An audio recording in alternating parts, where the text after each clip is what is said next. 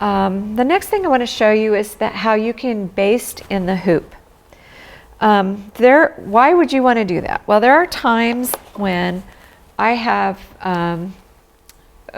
want to use maybe an awkward sized piece of fabric, a small piece of fabric, and it's smaller than my smallest hoop, and I might want to baste around that. Or it's any time that you want to provide a little bit more stability to your embroidery than just with the hoop. Okay, I'm going to show you how I would hoop a towel to do a monogram, let's say, on a towel. Normally, I would use water-soluble stabilizer for this because it washes away when you're done. So I'm going to open my hoop up and loosen the tension knob. We put our stabilizer down, and we're just going to pretend that that's water-soluble.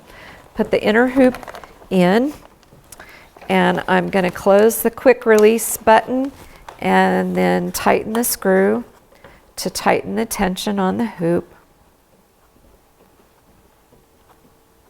Now, what can happen with towels if you put them in a hoop is that they can come away with what we call hoop burn. And that can leave a permanent indentation, or at least until you wash it, an indentation in the hoop. Now, I do wash my towels before, even if I give them as a gift, because I use that water-soluble stabilizer. And in this one, I didn't use the water-soluble stabilizer, and I used a cutaway stabilizer, and so it's still showing, and I decided I didn't like that. So that's when I started using water-soluble. So to avoid getting that hoop burn where the hoop just stays, the shape of the hoop stays in this plush fabric, we're gonna use the basting feature to avoid that. So let's go over to the embroidery mode, and I'm gonna change my hoop size to the 120 by 120 hoop, which is the one that I have right now. So we're going to select that so I know what size I'm working with. And now I'm going to choose my fonts again, and I'm going to use one of these large fonts here. And let's say I wanted to make a monogram for me and Patrick. So with monograms, the way I remember this, and forgive me, but the man is on, or let's see, the man goes on the left, so you'd put the main initial in the middle, and the man goes on the left, and the woman's always right? Okay, so yeah, no, that's not really true, but we can have fun with that a little bit. So actually, what I want to do, I'm actually going to change my mind on here. I'm going to make my first letter a little bit smaller. So I'm going to make that a P, and that'll be Patrick, and say OK. And then I'm going to make the middle letter a little bit bigger. So I'm going to choose the 60 font for that, make that the M. And we can't see anything because I've got this in front of it, and they both have come in on top of each other. So I'm going to move them around so this looks a little bit nicer. And oops, moved my screen a little bit. I'm going to touch the M now to select it and move that over maybe here to the center, and then move this P a little bit closer to it. And down, there we go. And now I'm going to add the D on the right, which is for my initial. Okay. And we're going to minimize that to get it out of the way and put the D over here. So that's a quick way you can make a really nice monogram. Now, one of the nice things about the software that we sell is that you can actually use any true type font to create, that's on your computer, to create an embroidery font. And there are hundreds of free fonts out there too, so you can download those to your computer and create as many embroidery fonts as you want. So to me, that's a great reason to get embroidery software to start with. But okay, so now I want to show you, the main point of this is to show you the basting feature. So I've got my design ready to go. So we're going to go to embroidery stitch out here.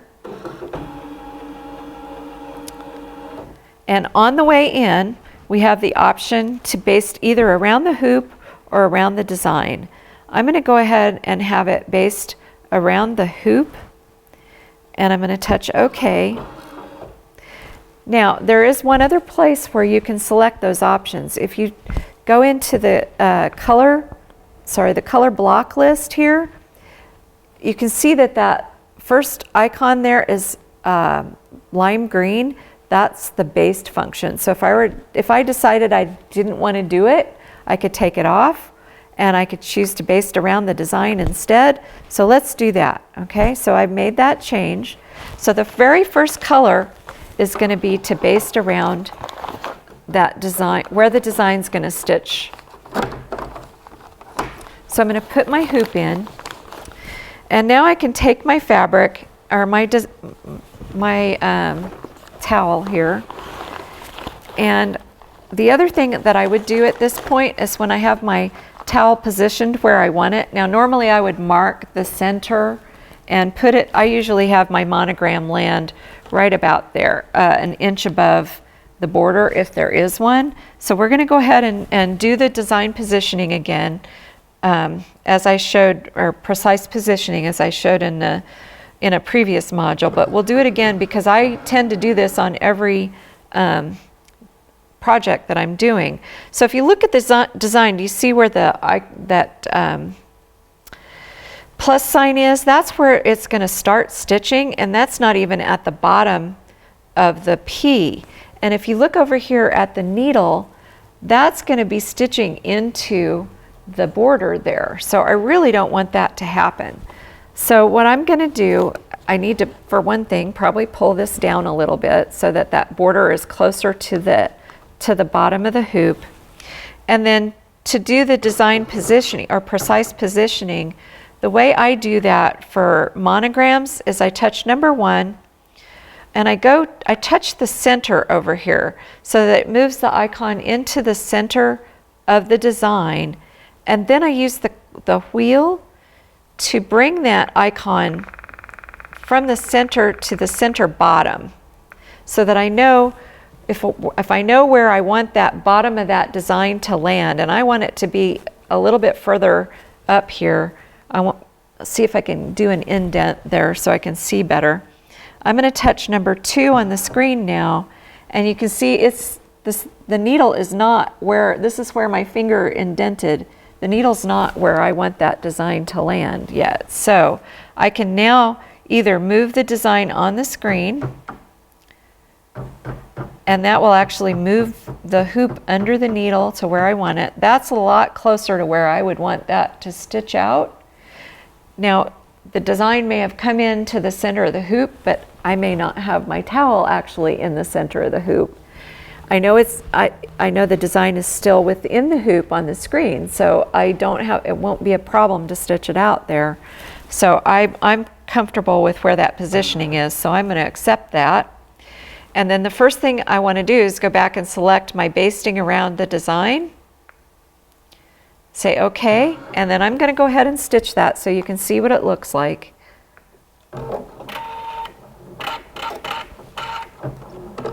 And here's where I would put a water-soluble stabilizer on over it, and what it will do is also baste down that water-soluble stabilizer for me. And there we go. Then I can go ahead and stitch my monogram out, and it's going to hold my towel in place for me without me having to put it in the hoop. So it's not going anywhere. Okay, so that's how you use the basting feature in this function. And since we're here, I want to show you one more thing. When you use the fonts in the that are built into the machine, it brings in each letter as a separate color. Now, I really don't want it to stop and wait for me. Let's say I'm cooking and I want this to stitch up, the whole thing to stitch out, and I don't want to have to run back over here and press the start-stop button just because it wants to stop. One of the options that you have both on the screen that you get when you come in, the option screen on the way into embroidery stitch out mode, is monochrome. And we also have that option up here. Like we have the baste function, monochrome is right here. So you can see on the screen now, it's turned all 3 letters gray, and that means it's showing up in monochrome mode. So what will happen is it will stitch each letter and continue on to the next letter without making me come and press the start stop button again. So that's another little tip for you.